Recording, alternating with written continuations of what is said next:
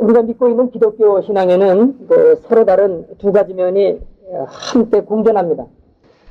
마치 하나님에게 사랑과 공의라는 상반되는 그 두 속성이 함께 공존하는 것처럼 우리의 모든 신앙생활에도 역시 이 법칙이 적용됩니다.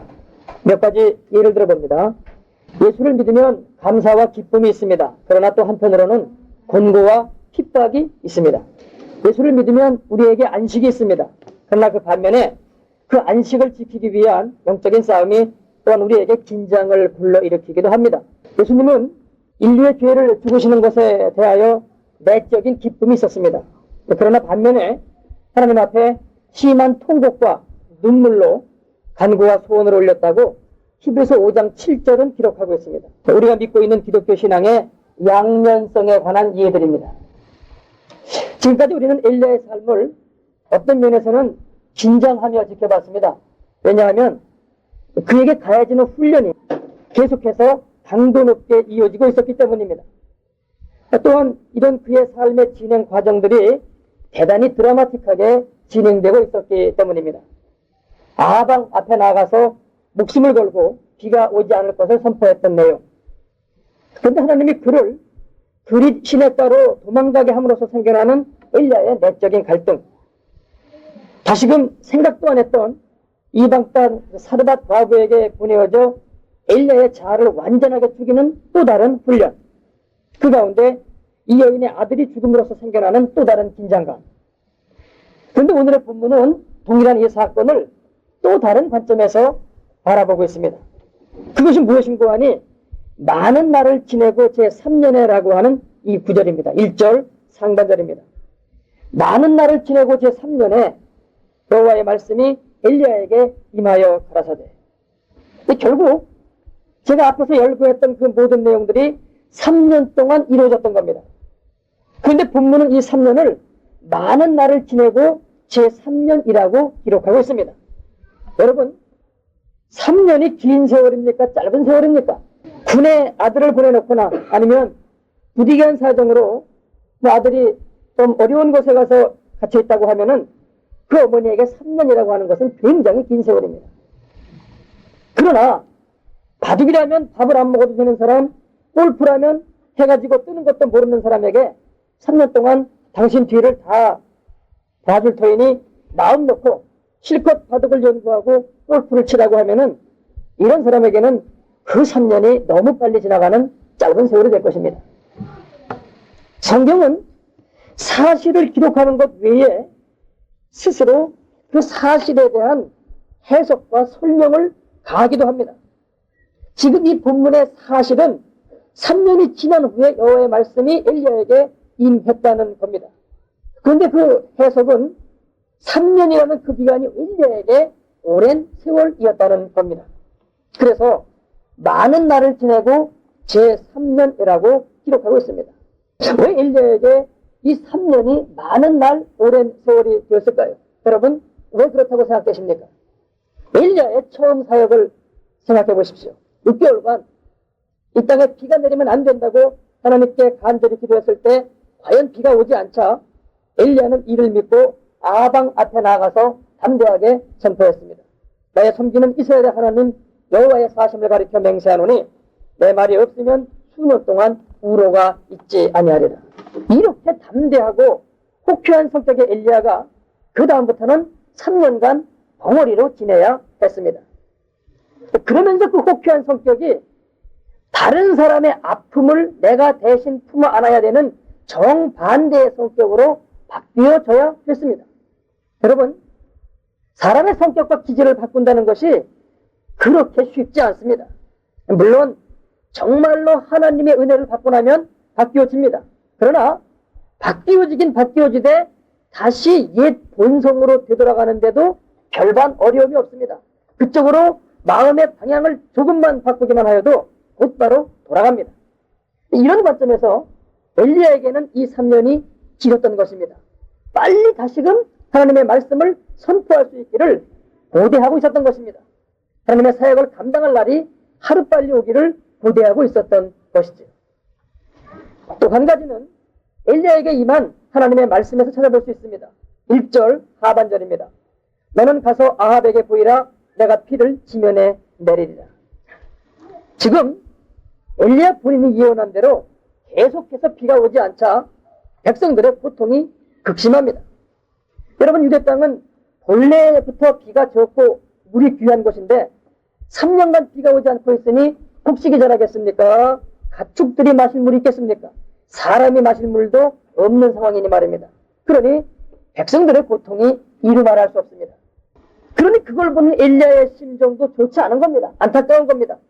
하나님 대신 바알 우상을 섬기고 있는 이스라엘 백성들이 탐탁지 않아서 비가 오지 않게 해달라고 기도하여 그대로 이루어지긴 하였지만 엘리야는 사실 괴로운 겁니다. 이제는 비가 와야 합니다. 그런데 그 비는 하나님이 내려주셔야 하는 거지 엘리야 마음대로 되는 것은 아닙니다. 물론 엘리야가 다시 이제는 비를 내려달라고 하나님께 기도할 수 있습니다. 그러나 문제는 아합 왕과 이세벨 그리고 이스라엘 백성들이 아직도 바알 우상을 섬기고 있다는 점입니다. 그러니 그 기도도 못한 채 이 모든 상황을 보고 있으려니 그 기간이 길게 느껴질 수밖에 없는 겁니다. 그래서 지금 너는 가서 아합에게 보이라. 내가 비를 지면에 내리라는 하나님의 응답이 떨어질 때까지의 이 3년이 엘리야에게는 무척이나 길게 느껴졌던 것입니다. 2절을 보십시오. 엘리야가 아합에게 보이려고 가니 그때에 사마리아에 기근이 심하였더라. 아합에게 가려고 이방 땅 사르밧을 떠나서 이스라엘 경내 사마리아 지경에 들어오니까 그곳에 기근이 아주 심합니다. 이 심한 기근 때문에 이 3년의 기간이 엘리야에게는 길게 느껴질 수밖에 없었습니다. 이제 그러면 이제까지 팽팽한 긴장감 속에서 드라마틱하게 진행되어 온 엘리야의 이 훈련에 대해서 오늘 본문은 어떤 관점에서 조명하고 있는 겁니까? 지난주까지 살펴보았던 내용은 내가 이제까지 그 힘든 훈련을 받았기 때문에 내가 이제는 내게 일을 맡긴다는 것이었습니다. 그러나 오늘 살펴볼 내용은 같은 사건을 또 다른 관점에서 보고 있습니다. 그것은 내 때, 즉 하나님의 때가 되었기 때문에 이제 내가 내게 일을 맡긴다는 겁니다. 다시 말해서 동일한 사건에 대해서 사람 쪽에서 해야 할 일이 분명히 있습니다. 그러나 또한 동시에 하나님의 때도 맞아 들어가야 됩니다. 그래서 하나님이 우리의 삶을 인도하고 훈련시켜서 당신이 쓰시고자 할 때에는 이 당신의 때에 맞추어서 우리를 훈련시키고 인도하신다는 것입니다. 이런 관점에서 우리의 훈련 속에는 하나님의 때를 기다릴 줄 아는 인내와 지혜가 필요합니다. 엘리야는 3년 동안 하나님의 말씀, 하나님의 응답, 하나님의 다음 지시를 목마르게 기다리고 있었습니다. 가뭄이 계속되는 것도 안타깝고 사역 체질인 엘리야가 아무것도 안 한 채 그대로 있어야 하는 것도 힘들었습니다. 물론 내 뜻, 내 성질, 내 기질이 아닌 하나님의 뜻대로 따라야 하는 훈련이어서 이 모든 상황을 견뎌내고 또한 그가 바뀌어지고 있었습니다마는 사실 내심으로는 빨리 하나님의 응답, 다음 지시가 있기를 고대하고 있었던 것입니다. 그러나 우리가 아무리 급해도 사람이 정한 때가 아닌 하나님의 정하신 때가 되어야 합니다. 그래서 그동안은 하나님의 때가 차기를 기다려야만 합니다. 지금 엘리야의 경우에 있어서 3년이라는 세월을 정하신 분은 하나님이십니다. 그럼 왜 하필 3년인가? 그건 하나님만이 아십니다. 하나님이 정하신 것이기 때문입니다. 그런데 하나님의 이 정하시면 주변의 모든 상황과 연계되어 있습니다. 그래서 그 때를 정하십니다. 여러분 창세기 15장에 보면은 하나님이 아브라함에게 말씀하십니다. 너는 정령이 알라. 내 자손이 이방에서 객이 되어 그들을 섬기겠고 그들은 400년 동안 내 자손을 괴롭게 하리니 이렇게 애굽에서의 종살이를 예언하십니다. 근데 그 400년이라는 기간에 대해서 성경은 또 이렇게 말씀하고 있습니다. 이는 아모리 족속의 죄악이 아직 관영치 아니함이니라. 즉 이스라엘 백성들이 가나안 땅에 들어감에 있어서 지금 가나안의 원주민인 아모리 족속이 자신들의 죄를 쌓아가고 있는데 그 죄가 아직 관영치 아니했다. 가득하지 아니했다. 그래서 그 죄가 가득해야지만이 비로소 너희가 가나안 땅에 들어가게 된다는 겁니다. 그러나 이는 하나님의 입장에서 말씀하고 계신 것이지 사실 애굽에서 지금 400년 종살이를 하고 있는 이스라엘 민족들의 그 당시 상황에서는 가나안 땅에 아무리 족속이 살고 있는지 무슨 족속이 살고 있는지도 전혀 모릅니다. 그러면서 그저 이 종살이가 언제 끝날지 모르는 상황 속에서 지금 있는 겁니다. 그러나 하나님은 모든 역사와 상황을 종합한 가운데 분명히 당신의 때를 갖고 계신 겁니다. 그래서 우리는 하나님이 정하신 하나님의 때를 기다려야만 합니다. 비록 그때가 어느 때인 줄 알지는 못하지만 하나님의 역사는 하나님이 이루시기에 우리는 하나님의 그 때를 기다려야만 하는 것입니다. 이 기간이 지금 엘리야에게는 3년입니다만 어떤 사람에게는 30년일 수 있습니다. 여러분 한번 성경 속에서 예를 한번 볼까요? 성경의 등장인물들을 보면은 하나님의 그 때가 제각기 다른 것을 알 수 있습니다. 우선 우리 믿음의 조상 아브라함을 보십시다. 하나님이 그에게 아들을 주겠다고 약속하셨습니다. 그 약속은 사라의 경수가 끊어지고 나서 이루어지는데 무려 25년 만에 이루어졌습니다. 야곱이 형을 피하여 부모를 떠나 하란으로 갈 때에 하나님이 베들레헴에서 그에게 나타나십니다. 그러면서 약속하시기를 내가 너와 함께 있어 내가 어디로 가든지 너를 지키며 너를 이끌어 이 땅으로 돌아오게 할 것이다 하였는데 이 약속은 22년 만에 이루어집니다. 요셉은 그 부모와 형제들이 자신에게 절하게 될 것이라고 하는 그 약속을 하나님으로부터 받았습니다. 그런데 그 약속은 17년 만에 이루어졌습니다. 모세는요, 우리가 잘 아는 대로 80년 만에 이스라엘 백성을 종살이에서 이끌어내는 지도자로 세움을 받습니다. 그래서 하나님의 역사는 하나님이 정하신 하나님의 때에 이루어짐을 우리는 유념해야 합니다. 아무리 우리가 그때를 앞당기려고 해도 안 됩니다. 소위 요즘 말하는 속성완성이라는 것이 하나님의 역사가 이루어지는 데는 통용되지를 않습니다. 그래서 우리는 하나님의 때를 기다리며 생활해야 하며 하나님의 때를 바라보며 훈련을 받아야 합니다. 그래야지만이 완숙하고 완전한 하나님의 사람이 될 수가 있습니다.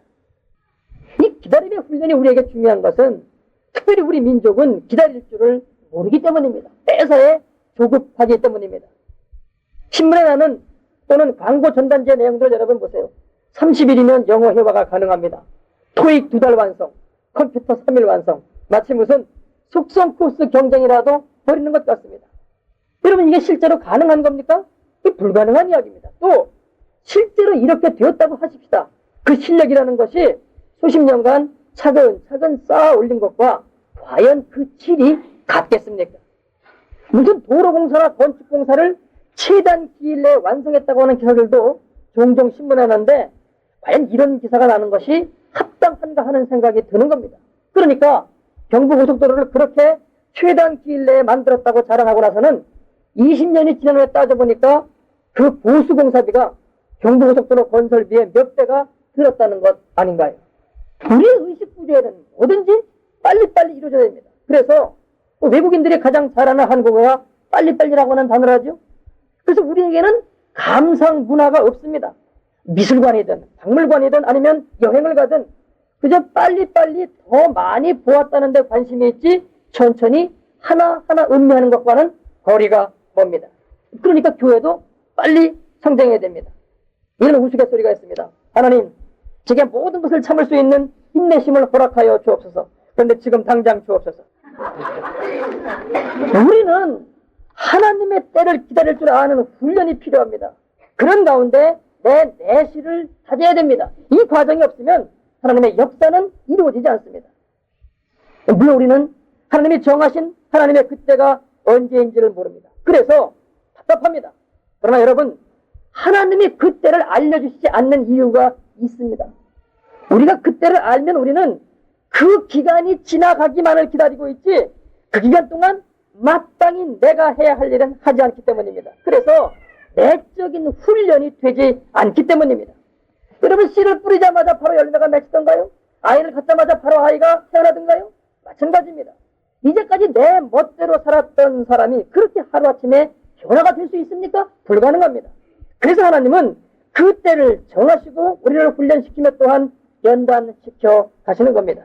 이제 엘리야가 사르밧을 떠나는 이 시점에서 신에게 나타나고 있는 사르밧 과부의 이야기를 살펴보고자 합니다. 예수님은 이 사르밧 여인의 믿음을 예로 들면서 이스라엘 백성들의 믿음 없음 완악함을 나무라셨습니다. 누가복음 4장 25절로 27절까지를 제가 봉독합니다.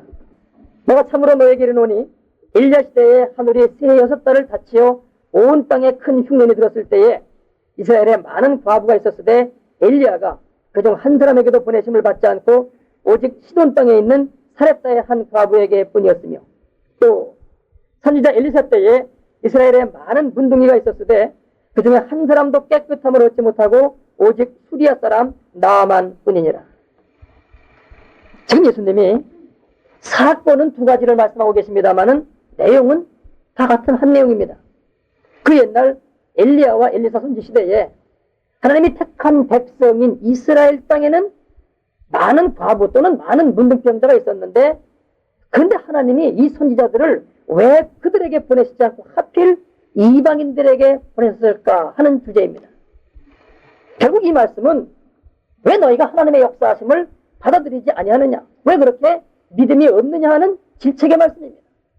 뿐만 아니라 너희가 계속 그리한다면 너희는 버림을 받고 오히려 이방인들이 더 하나님의 함께 하시는 축복을 받게 될 것이다, 이런 말씀이십니다. 그래서 누가복음 본문에 의하면은 예수님이 이 말씀을 당신의 고향인 나사렛에서 하셨습니다. 그저 동네 사람들이 다 분이 가득해서 예수님을 밀고 가서 낭떠러지에서 떨어뜨리려고 하였다고 기록되어 있습니다. 왜냐하면 하나님의 복이 그들에게서 옮겨가 이방인에게로 향할 것이라고 말씀하신 것이기 때문입니다.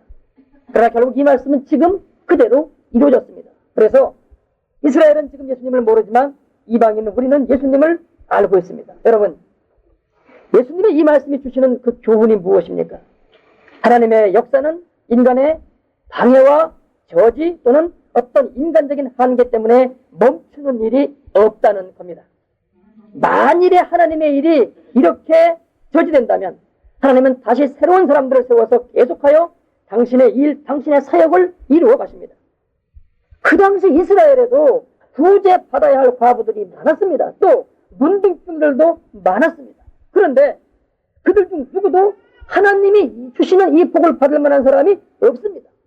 그런데 이방 땅 시돈에 사르밧에 있는 이 여인에게는 이 복을 받을 만한 믿음이 있었습니다. 그래서 하나님은 이 여인을 통하여 당신의 역사를 이어가셨던 것입니다. 여러분, 오늘날도 마찬가지입니다. 한국교회는 지난 100여 년간 하나님의 함께 하시는 은혜와 축복을 누렸습니다. 그래서 사회에 대하여 빛과 소금의 역할을 감당하여 왔습니다. 그러나 지금 우리나라의 현실은 전혀 아닙니다. 교회는 사회로부터 지탄을 받고 있습니다. 이제 교회는 더 이상 흠모의 대상이 아닌 혐오 시설이 되어 있습니다. 그래서 지금 한국교회는 성장이 멈추었습니다. 만일에 이 상태로 계속 간다면 하나님은 당신의 사역을 우리에게 맡기지 아니하실 것입니다. 중국이나 아니면 다른 나라로 옮기실 것입니다. 그래서 지금 우리에게 필요한 것이 한 번 더 성령의 임재하심 속에 한국교회가 들어가는 것입니다. 100여 년 전 1907년도에 원산에 떨어진 성령의 불길이 평양으로 번지더니만 한성으로, 그리고 나서는 전국을 뒤덮었습니다. 그때 그 성령의 불길이 얼마나 강력하였는지 한국의 예루살렘이라고 하였던 평양에서는 2주간 동안 상가가 철시하고 학교가 휴교를 하면서 사람들이 매일 교회에 나와서 전심으로 기도하는 가운데 회개가 터지고 성령이 임하고 은사가 임하였던 것입니다. 지금 한국교회가 도무지 온전치 않은 가운데 있습니다만, 그러나 저는 지금도 하나님이 주신 약속을 바라고 있습니다. 그것은 다시 한번 한국교회를 갱신하며 세워가는 이 일에 쓰임을 받는 일입니다. 오늘 본문에 많은 날을 지내고 나는 표현은 하나님의 때에 관한 교훈을 우리에게 주고 있습니다. 그 하나님의 때를 기다리는 사람에게는 그분이 결국은 이루시는 그것이 상급으로 주어집니다. 그리고 기다린 만큼 성숙하고 성숙한 만큼 기다릴 수 있습니다. 여러분, 하나님의 이 비밀을 알고 계십니까? 이 하나님의 때를 기다린다고 하는 것은 우리 입장에서는 사실 고통으로 느껴집니다. 그러나 하나님 편에서 바라보면 이것은 엄청난 축복입니다. 하나님의 때가 있다는 것은 그게 언제냐 하면서 안타까움만을 불러일으키는 일만은 아닙니다. 그분이 반드시 이루시며 그것도 완벽하게 성취하신다고 하는 그분의 위로이기도 합니다. 하나님은 당신의 교회를 이렇게 놓아 버려두지 아니하실 것입니다. 만신창이로 놓아두지 아니하실 것입니다. 반드시 다시 세우사 당신의 이름을 영광되게 하실 것입니다. 그 가운데 우리가 할 일은 하나님의 그 때를 믿음으로 바라보면서 우리 자신을 하나님의 뜻에 복종시켜 하나님의 사람이 되어가는 일입니다. 부지런히 나 자신을 말씀 앞에 세우십시다. 그래서 회개할 것은 회개하고 순종해야 할 것은 순종하고 정말로 믿어야 할 것은 간구와 소원을 두고 그분께 아뢰므로써 응답을 바라보십시다. 그래서 이 사르밧 여인이 1년을 향하여 내가 이제야 정말로 당신은 하나님의 사람인 줄 알겠노라고 하는 그 고백이 우리 주변의 사람들로부터 나오게 하십시다. 기도하겠습니다. 교회 주인은 주님이십니다. 그리고 주님의 이름은 결코 땅에 떨어질 수가 없습니다.